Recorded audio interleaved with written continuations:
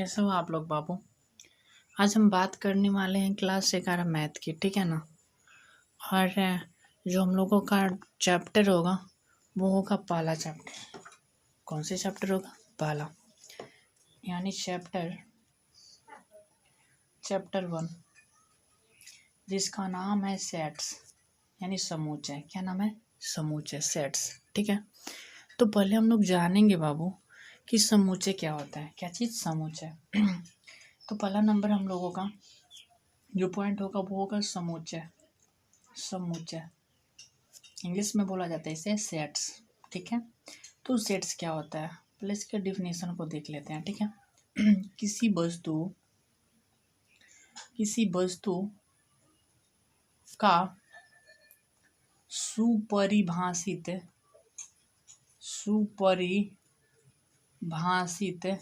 किसी वस्तु का सुपरिभाषित संग्रह को समुच्चय कहते हैं। समुच्चय कहते हैं। किसी वस्तु के सुपरिभाषित संग्रह को क्या कहते हैं? समुच्चय। जैसा कि देखिएगा, मतलब कोई वस्तु है अगर बिखरा हुआ रहता है, यानी अलग अलग हो, अगर उसको हम लोग एक जगह पर इकट्ठा कर देते हैं तो उसको बोलते हैं हम लोग क्या, कि यह जो है सुपरिभाषित हो गया। क्या हो गया बोलिएगा तो? सुपरिभाषित है, ठीक है ना। मतलब बिखरा हुआ जो वस्तु है उसको एक जगह पर अगर कलेक्शन कर देते हैं तो उसको बोलते हैं क्या? सुपरिभाषित। वही होता है समुच्चय, ठीक है। जैसा कि ये तो पहला डेफिनेशन था, थोड़ा दूसरा डेफिनेशन भी देख लेते हैं इसका, ठीक है। अथवा में देखिएगा, अथवा में हम लोगों का जो डेफिनेशन हो जाएगा दूसरा, यदि किसी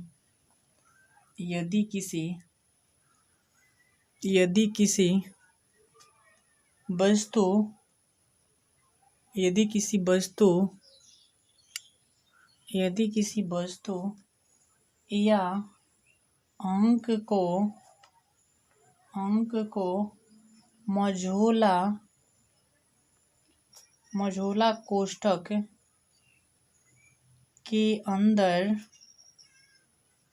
कोष्ठक के अंदर घेर कर लिखा जाता है तो लिखन की इस विधि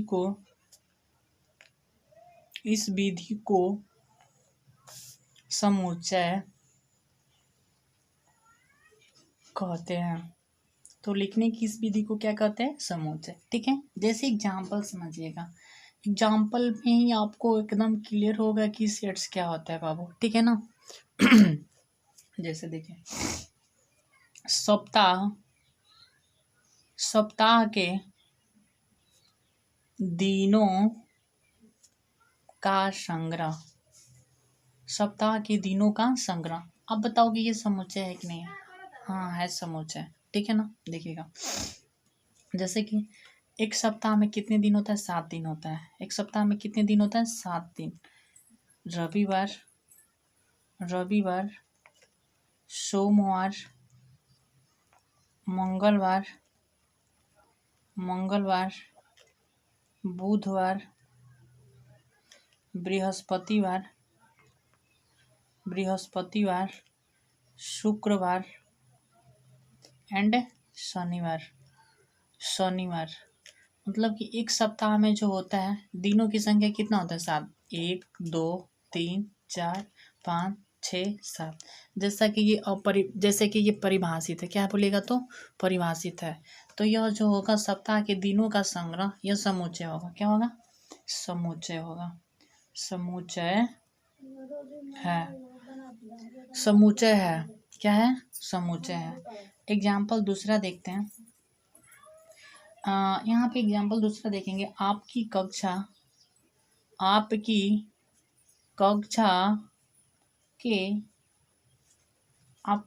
के बालकों का संग्रह। आपकी कक्षा के बालकों का संग्रह, क्या ये समुच्चय है कि नहीं है? हाँ देखिएगा, समुच्चय है। भाई कैसे समुच्चय है? तो आप 11वीं क्लास में पढ़ रहे हो। कौन सी क्लास में पढ़ रहे हो? 11वीं क्लास में। तो आपको ये तो फिक्स है ना भाई कि 11 क्लास में 30 बच्चे या 35 बच्चे या 200 बच्चे है कि नहीं है? तो ये क्या होगा, अपने आप में ये परिभाषित होगा, ठीक है ना, इसलिए यह समुच्चय होगा। एग्जाम्पल देखते हैं और विश्व के 10 सबसे खतरनाक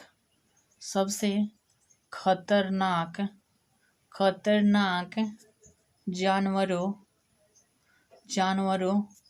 का संग्रह। विश्व के 10 सबसे खतरनाक जानवरों का संग्रह। क्या ये समुच्चय है? भाई समुच्चय नहीं है, समुच्चय नहीं है। अब बताओ कैसे नहीं है भाई समुच्चय? देखना है यहाँ पे। अगर हम यहाँ पे कहेंगे बात, अगर मान लो कि अलग व्यक्ति है, अलग अलग जो व्यक्ति होते हैं बाबू, उनके लिए जो अगर जानवर की बात करें तो अलग अलग व्यक्ति को अलग अलग जानवरों उनके लिए खतरनाक होता है। जैसे अगर कोई व्यक्ति है, उनको बाघ से डर लगता है, तो बाघ से डर लगता है तो इसका मतलब उनके लिए वो क्या होगा बोलिएगा तो खतरनाक होगा। क्या होगा? खतरनाक, ठीक है ना। अब देखिएगा, लेकिन अगर हम बात करेंगे बाबू, अगर कोई व्यक्ति है वो क्या करता है कि वो बाघ कर पोष कर रखता है, पालतू के रूप में रखता है, अपने घर पे रखता है, इसका मतलब कि वो उनके लिए खतरनाक नहीं होगा, नहीं ना होगा। और दूसरे नंबर बात कर लेते हैं, अगर कोई व्यक्ति है वो कुत्ता से उसको डर लगता है, तो कुत्ता से डर लगता है, लेकिन बहुत सारे ऐसे व्यक्ति हैं जो कुत्ता को पाल कर रखते हैं, तो वो उनके लिए जो होगा कुत्ता खतरनाक नहीं होगा, नहीं ना होगा।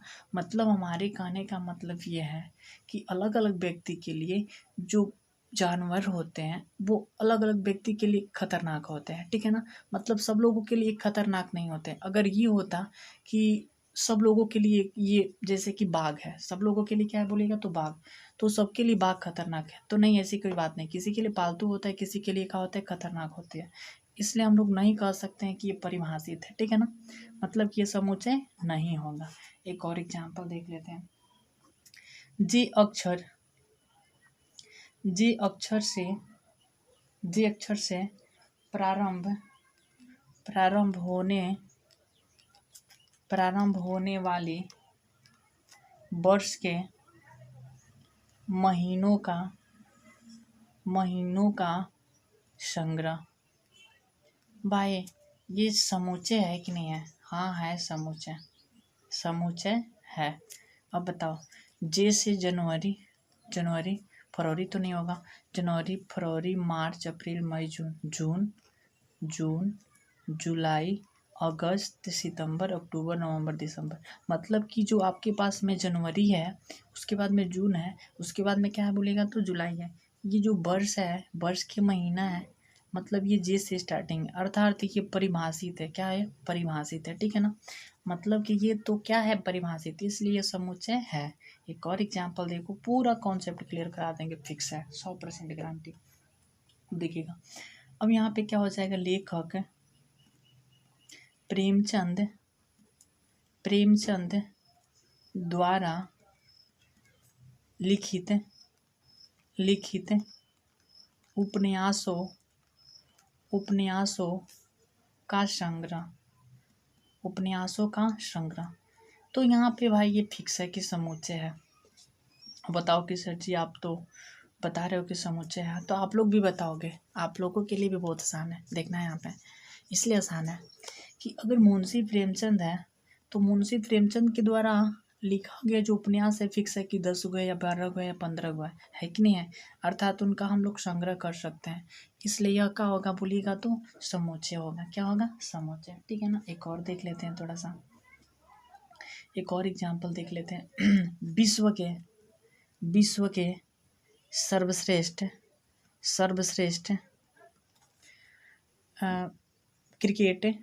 क्रिकेट खिलाड़ियों का संग्रह। विश्व के 10 सर्वश्रेष्ठ खिलाड़ियों का संग्रह। तो आप बताओ कि ये जो है समुच्चय है कि नहीं है? भाई ये समुच्चय नहीं होगा। अब बताओ सर कैसे है? हम बता रहे हैं भाई कैसे है, समुच्चय नहीं है। पता है क्यों समुच्चय नहीं है? क्योंकि यहाँ पे देखना ये है कि अगर आप बोलोगे ना कि मेरे लिए विराट कोहली हैं, मेरे लिए क्रिस गेल है, मेरे लिए महेंद्र सिंह धोनी है, मेरे लिए सुरेश रैना है। मतलब कि अलग अलग व्यक्तियों के लिए जो होते हैं ना सर्वश्रेष्ठ, यानी उनके लिए पसंदीदा जो क्रिकेटर होते हैं वो अलग अलग होते हैं, अर्थात ये परिभाषित नहीं हो सकता है, ठीक है ना। इसलिए यह समुच्चय नहीं है, ठीक है, समुच्चय नहीं ना है, समुच्चय नहीं है, ठीक है।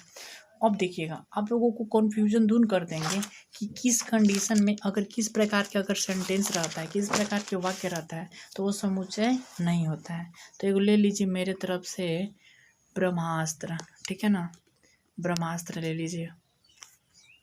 ये है ट्रिक, ट्रिक, जबरदस्त ट्रिक, ठीक है।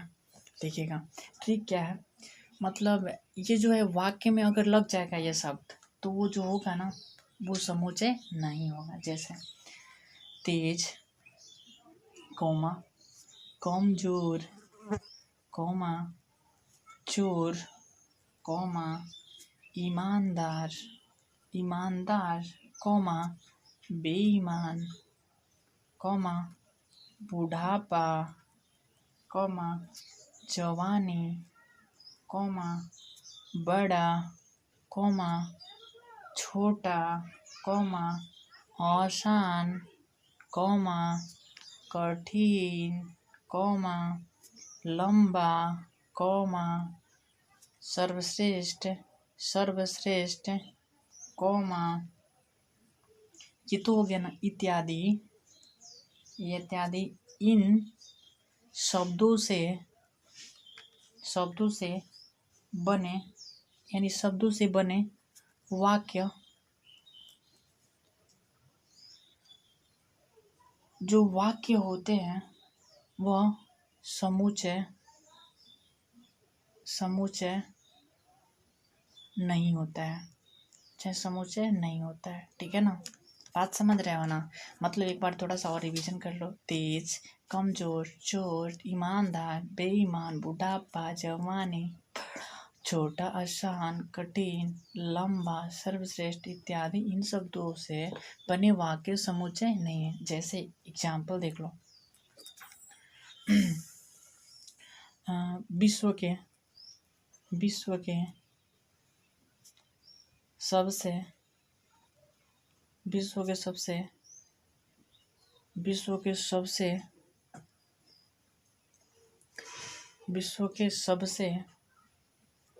10 सर्वश्रेष्ठ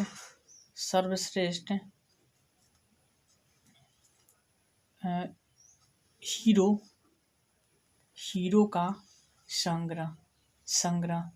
भाई हमार सर्वश्रेष्ठ लगा हुआ है, यानी आप नहीं बता सकते हो कि कौन आपके लिए सर्वश्रेष्ठ है, उनके लिए वो सर्वश्रेष्ठ अलग अलग व्यक्तियों के लिए अलग अलग सर्वश्रेष्ठ होते हैं ना। इसलिए यह जो होगा समुच्चय नहीं है, समुच्चय नहीं है। ये ट्रिक कैसा लगा कमेंट में मारना एकदम, ठीक है ना, कि सर जी ट्रिक है ज़बरदस्त। इसलिए आप लोग थोड़ा सा एक दो बार पढ़ लेना, बाकी आपका क्लियर कॉन्सेप्ट हो जाएगा, ठीक है। आगे हम लोग चलते हैं भाई, आगे चलते हैं, देखिएगा आगे हम लोग चलेंगे समुच्चय, थोड़ा सा देखिएगा बात को। समुच्चय सिद्धांत के जनक मतलब पिता, समुच्चय सिद्धांत के पिता किसको कहा जाता है भाई? George canter